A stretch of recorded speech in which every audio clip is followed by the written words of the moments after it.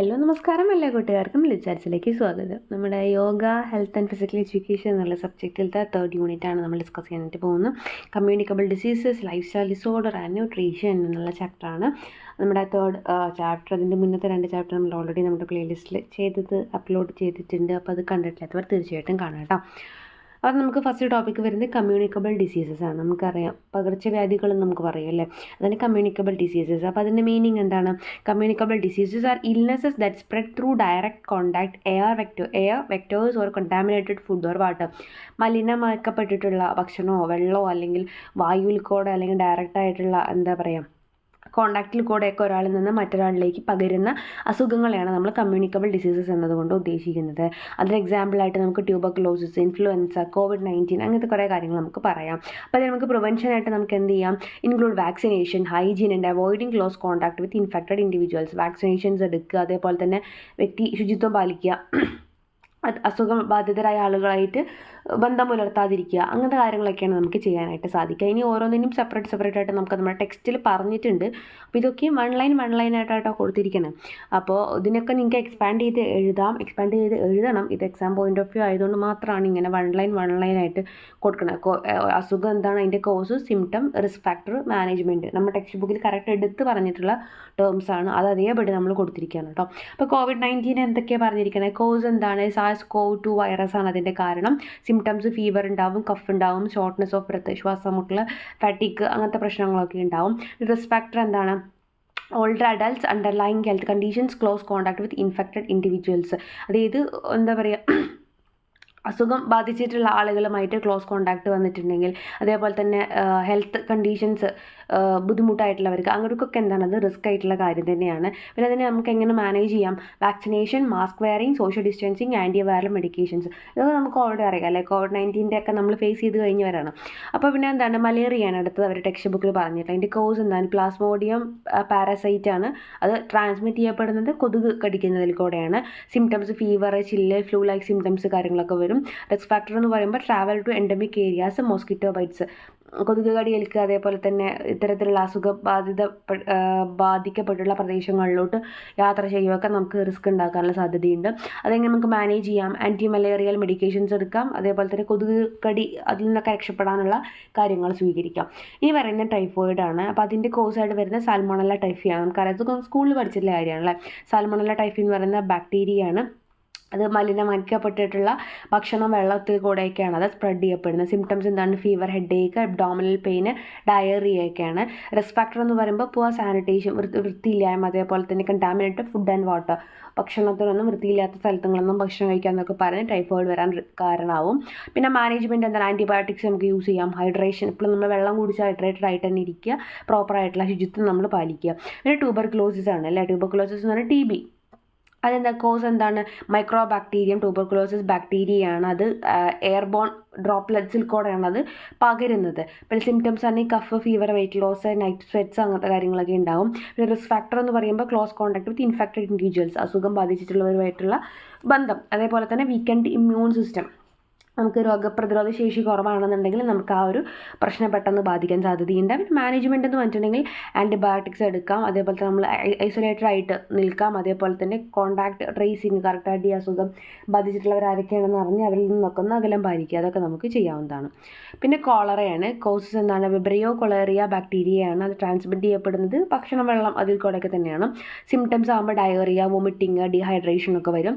Risk factor എന്ന് പറയുമ്പോൾ ഇപ്പോൾ സാനിറ്റേഷൻ, വൃത്തിയില്ലായ്മ, അതേപോലെ തന്നെ ഭക്ഷണം, വെള്ളം, വൃത്തിയില്ലാത്ത ഭക്ഷണം, വെള്ളമൊക്കെ. മാനേജ്മെൻറ്റ് നമ്മളെപ്പോഴും നല്ലോണം വെള്ളം കുടിക്കുക, ആൻറ്റിബയോട്ടിക്സ് യൂസ് ചെയ്യുക, അതേപോലെ തന്നെ പ്രോപ്പറായിട്ടുള്ള ശുചിത്വം പാലിക്കുക. ഡയറിയ വരുമ്പോൾ എന്താ അതിൻ്റെ കോസ് എന്താണ്? വേരിയസ് പത്തോജൻസ് ആണ്, പലതരത്തിലുള്ള പത്തോജൻസ് ആണ്. ബാക്ടീരിയ, വൈറസ്, പാരസൈറ്റ്സ് പോലത്തെ സംഭവങ്ങളൊക്കെയാണ്. അതും ഈ പറയുന്ന ഫുഡിലും വാട്ടർ കൂടെയൊക്കെയാണ് സ്പ്രെഡ് ചെയ്യുന്നത്. സിംറ്റംസ് എന്ന് പറയുമ്പോൾ loose stools, abdominal pain, dehydration ഒക്കെ വരുന്നുണ്ട്. പിന്നെ റിസ്ക് ഫാക്ടർ എന്ന് പറയുമ്പോൾ ഇത്തരത്തിൽ വൃത്തിയില്ലാത്ത ഏരിയകൾ, അതേപോലത്തെ ഭക്ഷണം, വെള്ളം, അതിൻ്റെയൊക്കെ പ്രശ്നങ്ങൾ. പിന്നെ മാനേജ്മെൻറ്റ് നോക്കുന്ന സമയത്തോ ഹൈഡ്രേഷൻ, നമ്മളിപ്പോഴും നന്നായിട്ട് ഹൈഡ്രേറ്റഡ് ആയിട്ടിരിക്കുക, പ്രോപ്പർ ഹൈജീൻ പാലിക്കുക, ആൻറ്റിബയോട്ടിക്സ് യൂസ് ചെയ്യുക. പിന്നെ AIDS, acquired immune deficiency syndrome, ഇതൊക്കെ ചില ഫുൾ ഫോമൊക്കെ കറക്റ്റായിട്ടൊന്ന് നോക്കി വയ്ക്കുക കേട്ടോ. അപ്പോൾ എയ്ഡ്സിൻ്റെ കോസ് എന്താണ്? ഹ്യൂമൺ ഇമ്മ്യൂണോ ഡെഫിഷ്യൻസിയാണ് അല്ലേ. എന്താ പറയുക, നമ്മുടെ രോഗപ്രതിരോധ ശേഷീനെ ബാധിക്കുന്ന തരത്തിലുള്ള ഒരു വൈറസാണ് നമുക്കിത് വരുന്നത്. അത് ബോഡിലി ഫ്ലൂയിഡ്സിൽ കൂടെ ശരീര ദ്രവങ്ങളിൽ കൂടെയാണത് സ്പ്രെഡ് ചെയ്യപ്പെടുകയുള്ളൂ. അല്ലാതെ തൊട്ടതിനെ കൊണ്ടോ അങ്ങനത്തെ ക്ലോസ് കോണ്ടാക്റ്റിനെ കൊണ്ടോ നമുക്ക് സ്പ്രെഡ് ചെയ്യപ്പെടുന്നില്ല. സിംറ്റംസ് എന്താണ്? വീക്കം, നമുക്ക് എന്താ പറയുക, രോഗപ്രതിരോധ ശേഷി കുറയുന്നു. അതേപോലെ തന്നെ അത്തരത്തിലുള്ള ഇൻഫെക്ഷൻസ് കാര്യങ്ങളൊക്കെ പെട്ടെന്ന് വരുന്നു. പിന്നെ റിസ്ക് ഫാക്ടർ എന്ന് പറയുമ്പോൾ അൺപ്രൊട്ടക്റ്റഡ് സെക്സ്, അതേപോലെ തന്നെ sharing needles, mother to child transmission, അമ്മയിൽ നിന്ന് കുട്ടിയിലേക്ക് പകരാനുള്ള സാധ്യതയുണ്ട്. അതേപോലെ തന്നെ ഒരു എയ്ഡ്സ് രോഗബാധിതനെ ഉപയോഗിച്ചിട്ടുള്ള എന്താ പറയുക സിറിഞ്ചും നീഡിലൊക്കെ വേറൊരാൾക്ക് ഉപയോഗിച്ചിട്ടുണ്ടെങ്കിൽ അതിൽ കുറച്ച് എന്താ പറയുക മറ്റൊരാൾക്ക് സ്പ്രെഡ് ചെയ്യപ്പെടാം. അതേപോലെ പ്രൊട്ടക്ഷൻ യൂസ് ചെയ്യാത്ത സെക്സിൽ കൂടെ ഈ പറഞ്ഞ പോലെ ഒരാളിൽ നിന്ന് മറ്റൊരാളിലേക്ക് എയ്ഡ്സ് പകരാനുള്ള സാധ്യതയുണ്ട്. പിന്നെ മാനേജ്മെൻറ്റ് നോക്കുകയാണെങ്കിൽ ആൻറ്റി റെട്രോവൈറൽ തെറാപ്പി ചെയ്യാം. അതേപോലെ തന്നെ safe sex practices, needle exchange programs, അത്തരത്തിലുള്ള സംഭവങ്ങളൊക്കെ നമുക്കത് ചെയ്യാവുന്നതാണ്. പിന്നെ ലൈഫ് സ്റ്റൈൽ ഡിസീസസ്, ജീവിതശൈലി രോഗങ്ങളിൽ, ഇതൊക്കെ നമുക്ക് അറിയാവുന്ന കാര്യമാണല്ലോ. ഡയബറ്റീസ്, അങ്ങനത്തെ സംഭവങ്ങളൊക്കെ നമുക്ക് അറിയുന്ന കാര്യങ്ങൾ തന്നെയാണ്. Lifestyle disorders like diabetes, hypertension and obesity are caused by unhealthy habits. നമ്മുടെ ജീവിത രീതികളിൽ എന്താ പറയുക അനാരോഗ്യകരമായ ജീവിത രീതികളിൽ നിന്നും പകരുന്ന അല്ലെങ്കിൽ ഉണ്ടാവുന്ന അസുഖങ്ങളാണ് lifestyle disorders. Management involves healthy diet, regular exercise, stress reduction and medical treatment. കറക്റ്റായിട്ട് ട്രീറ്റ്മെൻറ്റ് എടുക്കുക, ഡയറ്റ് എടുക്കുക, അതേപോലെ തന്നെ എക്സസൈസ് ചെയ്യുക, സ്ട്രെസ് കുറയ്ക്കുകയൊക്കെയാണ് ചെയ്യേണ്ടത്. Adopting these habits can reduce complications and improve well being. Complication കുറയ്ക്കാനും നന്നായി ബെറ്റർ ആയിട്ട് ഇരിക്കാനും ഒക്കെ ഈ കാര്യങ്ങൾ നമ്മൾ ഫോളോ ചെയ്ത് നമുക്ക് ഹെൽപ്ഫുൾ ആയിരിക്കും. അപ്പോൾ ഫസ്റ്റ് ഇതും പേരെടുത്ത് പറഞ്ഞിട്ടുള്ള അസുഖങ്ങളാണ് നമ്മളിത് പറയുന്നത്. അപ്പോൾ അതുകൊണ്ട് ഇതൊന്നും സ്കിപ്പ് ചെയ്യരുത് കേട്ടോ. അപ്പോൾ ഡയബറ്റീസ് ഏതാണ് വരുന്നത്? ഡയബറ്റീസ് എന്ന് പറഞ്ഞാൽ അതിൻ്റെ കോസ് എന്താണ്? ഇൻസുലിൻ റെസിസ്റ്റൻസോ ഡെഫിഷ്യൻസിയാണ്. അപ്പോൾ ജനറ്റിക്കലി വരാം, അല്ലെങ്കിൽ ഒബിസിറ്റി കാരണം നമുക്ക് വരാം, അല്ലെങ്കിൽ ഫിസിക്കൽ ഇനാക്ടിവിറ്റി കൊണ്ട് ദേഹം അനങ്ങാതിരിക്കുന്നത് കൊണ്ടൊക്കെ വരാൻ സാധ്യതയുണ്ട്. പിന്നെ സിംറ്റംസ് എന്താണ്? ഇൻക്രീസ്ഡ് തേഴ്സ്റ്റ് ആൻഡ് യൂറിനേഷൻ ഇടയ്ക്കിടയ്ക്ക് പോകേണ്ടി വരിക, അതേപോലെ തന്നെ ഭയങ്കര ദാഹം തോന്നുക, അതേപോലെ ക്ഷീണം തോന്നുക, കാഴ്ചയ്ക്ക് പ്രശ്നം വരിക. പിന്നെ മാനേജ്മെൻറ്റ് നോക്കുമ്പോൾ മെഡിക്കേഷൻസ്, ഇൻസുലിൻ തെറാപ്പി എടുക്കാം, ഹെൽത്തി ആയിട്ടുള്ള ഡയറ്റുകൾ നമുക്ക് ഫോളോ ചെയ്യാം, റെഗുലർ എക്സസൈസ് നമ്മൾ ഫോളോ ചെയ്യാം, വെയിറ്റ് മാനേജ്മെൻറ്റ് ഒക്കെ നമുക്ക് ചെയ്യാവുന്നതാണ്. പിന്നെ ഹൈപ്പർ ടെൻഷനിൽ എന്താണ് കോസ് വരുന്നത്? ജനറ്റിക്സ്. ചിലപ്പോൾ നമുക്ക് ജനിതകപരമായിട്ട് നമുക്ക് വരാം, ചിലപ്പോൾ എന്താ പറയുക അമിതവണ്ണം കാരണം, ഒബിസിറ്റി കാരണം വരാം, അല്ലെങ്കിൽ ഫിസിക്കൽ ഇനാക്ടിവിറ്റി, കുറച്ച് മുന്നേ പറഞ്ഞ പോലെ തന്നെ നമ്മൾ ദേഹനങ്ങാതിരിക്കുന്നതുകൊണ്ട് വരാം, സ്ട്രെസ്സ് കാരണം വരാം, അതേപോലെ തന്നെ നന്നായിട്ട് ഉപ്പ് യൂസ് ചെയ്യുന്നവർക്കൊക്കെ വരാനുള്ള സാധ്യതയുണ്ട്. പിന്നെ എന്താണ് സിംറ്റംസ് നോക്കുമ്പോൾ എന്താണ് പൊതുവേ എന്തായിരിക്കും? ഓഫൺ അസിംറ്റോമാറ്റിക് ആയിരിക്കും, അതായത് കാര്യമായിട്ട് സിംറ്റംസ് ഒന്നും ഉണ്ടായിക്കൊള്ളണമെന്നില്ല. But can cause headaches. പക്ഷേ തലവേദന, ക്ഷീണം, അങ്ങനത്തെ അതേപോലെ ശ്വാസം ടൈം, അങ്ങനത്തെയൊക്കെ പ്രശ്നങ്ങൾ ഉണ്ടാവാൻ സാധ്യതയുണ്ട്. പിന്നെ അത് മാനേജ് ചെയ്യാൻ നമുക്ക് എന്ത് ചെയ്യാം? മെഡിസിൻസ് എടുക്കാം, അതേപോലെ തന്നെ ലൈഫ് സ്റ്റൈൽ മോഡിഫിക്കേഷൻസ്, ഡയറ്റും എന്താ പറയുക എക്സസൈസും കാര്യങ്ങളൊക്കെ നമുക്ക് ചെയ്യാം. എന്നിട്ട് നമ്മുടെ ഇടയ്ക്കിടയ്ക്ക് ബ്ലഡ് പ്രഷറൊക്കെ ഒന്ന് ടെസ്റ്റ് ചെയ്തുകൊണ്ടിരിക്കുക. പിന്നെ ഹാർട്ട് അറ്റാക്ക്, ഇതിൻ്റെ കോസ് എന്താണ്? Blockage of coronary arteries. നമുക്കറിയാം ഇതിൻ്റെ വാൽവുകളിൽ ബ്ലോക്ക് വരുന്ന സമയത്താണ് നമുക്ക് അറ്റാക്ക് വരുന്നത് അല്ലേ. ഓഫൺ ഡ്യൂ ടു എഥെറോസ്ക്ലെറോസിസ് കാരണം ചിലപ്പോൾ അത് വരാനുള്ള സാധ്യതയുണ്ട്. പിന്നെ അതിൻ്റെ സിംറ്റംസ് എന്താണ്? ചെസ്റ്റ് പെയിൻ വരാം, ഷോർട്ട്നെസ് ഓഫ് ബ്രെത്ത് വരാം, സ്വെറ്റിംഗ്, നമുക്കറിയാം ക്ഷീണം, അതേപോലെ തന്നെ വിയർക്കൽ, അതേപോലെ നെഞ്ചുവേദന, അതേപോലെ ശ്വാസം കിട്ടായ്മ, അങ്ങനത്തെയൊക്കെ പ്രശ്നങ്ങൾ വരില്ലേ ഹാർട്ട് അറ്റാക്കിൻ്റെ ഇതായിട്ട് സിംറ്റംസ് ആയിട്ട്. നമുക്ക് എങ്ങനെ മാനേജ് ചെയ്യാം? എമർജൻസി മെഡിക്കൽ ട്രീറ്റ്മെൻറ്റ് എന്നുള്ള അത്യാഹിതമായിട്ടുള്ള രീതിയിലുള്ള ട്രീറ്റ്മെൻറ്റ് കൊടുക്കാം, മെഡിസിൻസ് കൊടുക്കാം, ലൈഫ് സ്റ്റൈൽ മോഡിഫിക്കേഷൻസ് ചെയ്യുമ്പോൾ ഡയറ്റും എക്സസൈസും ഒക്കെ നമുക്ക് ഫോളോ ചെയ്യാം. പിന്നെ ഒബിസിറ്റിയാണ്, അമിതവണ്ണം അല്ലേ. അപ്പോൾ അതിൻ്റെ കോസ് എന്താണ്? എക്സസ് ആയിട്ട് കലോറി നമ്മുടെ ദേഹത്ത് അടിഞ്ഞു കൂടുന്നതാണ് ഒബിസിറ്റി എന്ന് പറയുന്നത്. അത് ഈ പറഞ്ഞ പോലെ ഫിസിക്കൽ ഇനാക്ടിവിറ്റി കൊണ്ടും ജെനറ്റിക്സ് കൊണ്ടും സംഭവിക്കാം.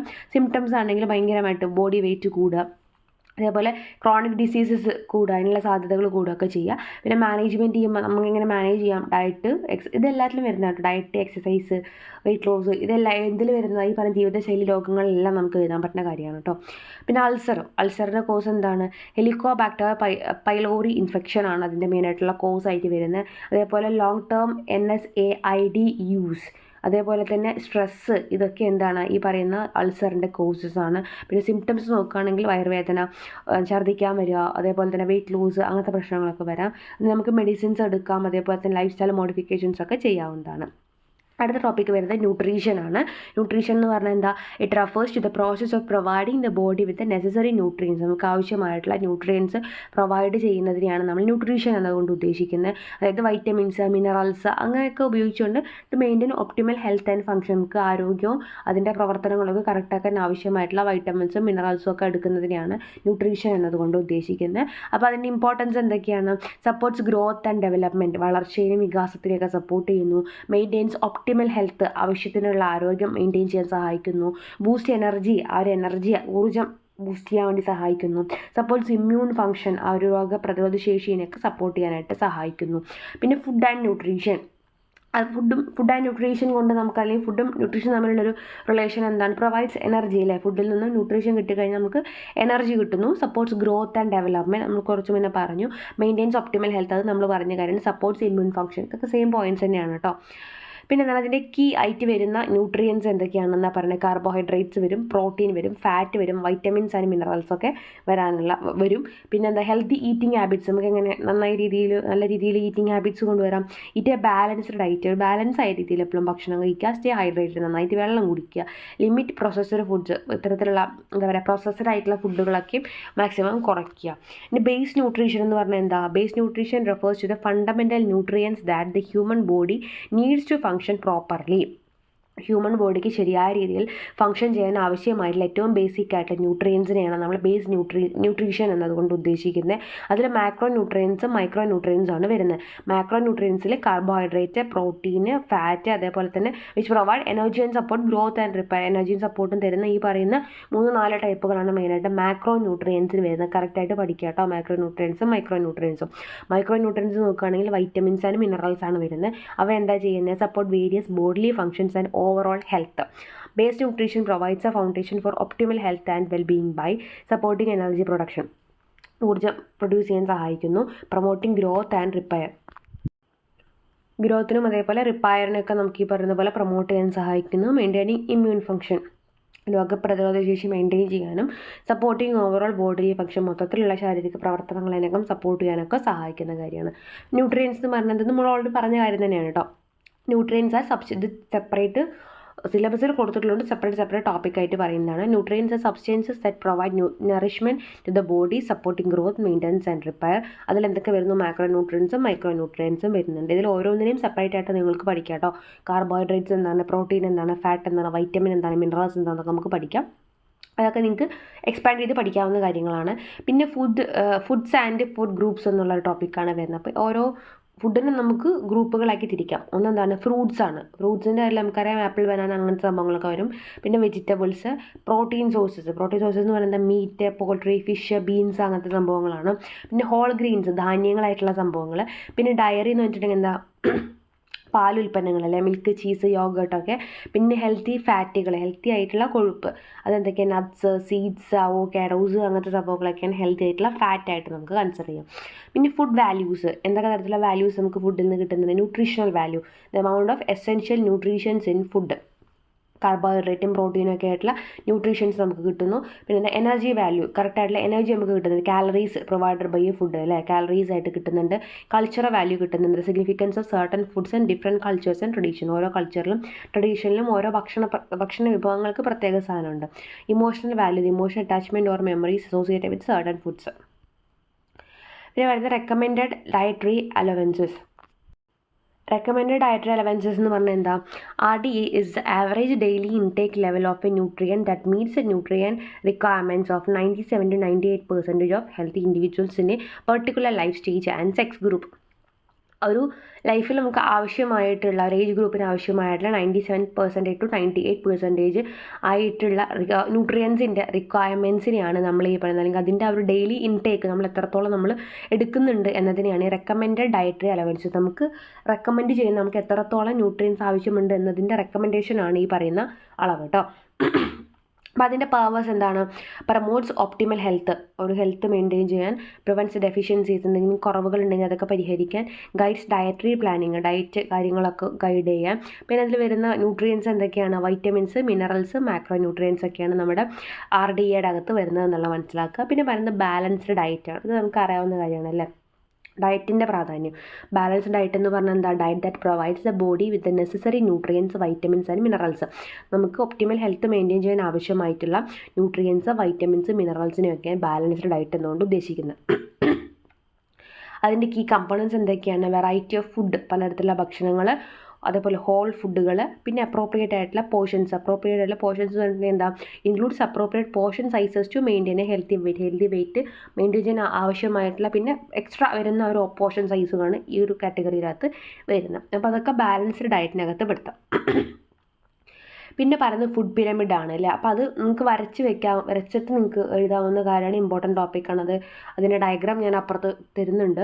അപ്പോൾ ഇതിൻ്റെ ഫുഡ് പിരമിഡ് എന്ന് പറഞ്ഞിട്ടുണ്ടെങ്കിൽ പിരമിഡിൻ്റെ ഷേപ്പിലാണ് നമുക്ക് ഫുഡിൻ്റെ ആവശ്യകതയെ കുറിച്ച് അല്ലെങ്കിൽ ഓരോ തരം ഫുഡും നമുക്ക് എത്രത്തോളം ആവശ്യമുണ്ടെന്നുള്ളത്. അപ്പോൾ ഏറ്റവും കൂടുതൽ വേണ്ട നമുക്ക് ഗ്രെയിൻസ് ആണ്, അതാണ് ഏറ്റവും താഴെ വരിക. പിന്നെ അതിൻ്റെ മുകളിൽ വെജിറ്റബിൾസ്, പിന്നെ നമുക്ക് ആവശ്യമുള്ളത് ഫ്രൂട്ട്സ്, അതിൻ്റെ മുകളിൽ അതിനേക്കാളും കുറച്ചും കൂടെ കുറവ് ആവശ്യമുള്ളത് ഡയറി, അതിനേക്കാളും കുറവ് ആവശ്യമുള്ളതാണ് മീറ്റ് ആൻഡ് ബീൻസ്, ഏറ്റവും കുറവ് നമുക്ക് ശരീരത്തേക്ക് ആവശ്യമുള്ളതാണ് ഫാറ്റ്സ് ആൻഡ് സ്വീറ്റ്സ് അല്ലേ. അപ്പോൾ അതിൻ്റെ ഒരു പിക്ചറാണ് ഇവിടെ കൊടുത്തിരിക്കുന്നത്. നിങ്ങൾക്ക് ഇങ്ങനെ തന്നെ വരച്ച് വയ്ക്കാം. അതിൽ ഈ ഫ്രൂട്ട്സും സംഭവങ്ങളും അത് വരച്ച് വയ്ക്കുന്നത് വേണ്ട, നിങ്ങളങ്ങനെ എന്താ പറയുക ഡിവൈഡ് ചെയ്തിട്ട് അത് മാർക്ക് ചെയ്ത് വെക്കുക. ആ ഒരു പോർഷൻ മനസ്സിലാവണം, ഏതാണ് കൂടുതൽ വേണ്ടത് ഏതാണ് കുറവ് വേണ്ടത് എന്നുള്ളതിൻ്റെ ആ ഒരു പോർഷൻ മനസ്സിലാവുന്ന രീതിയിൽ മാർക്ക് ചെയ്തിട്ട് വെച്ചാൽ മതി കേട്ടോ. ഇനി വരുന്ന ടോപ്പിക്ക് എനർജിയാണ്. എനർജി സോഴ്സസ് ഏതൊക്കെയാണ്? Carbohydrate, fat, protein. അപ്പോൾ ഇത് ഓരോന്നിൻ്റെയും സോഴ്സുകൾ സെപ്പറേറ്റ് പറഞ്ഞിട്ടുണ്ടാവും, നോക്കുക. പിന്നെ വേറെ എന്തൊക്കെയാണ് വരുന്ന? വൈറ്റമിൻസ്, മിനറൽസ്, അതേപോലെ തന്നെ വാട്ടർ. പിന്നെ അതിൻ്റെ ഫങ്ഷൻസും പറഞ്ഞിട്ടുണ്ട്. Energy production, growth and repair, regulation, hydration. ഇതൊക്കെ ഒന്ന് പോസ് ചെയ്തിട്ട് വായിച്ച് നോക്കുക കേട്ടോ. അപ്പോൾ ഇത്രയാണ് നമ്മുടെ ഈ ഒരു വീഡിയോനകത്ത് പറയാനായിട്ടുള്ളൂ. താങ്ക്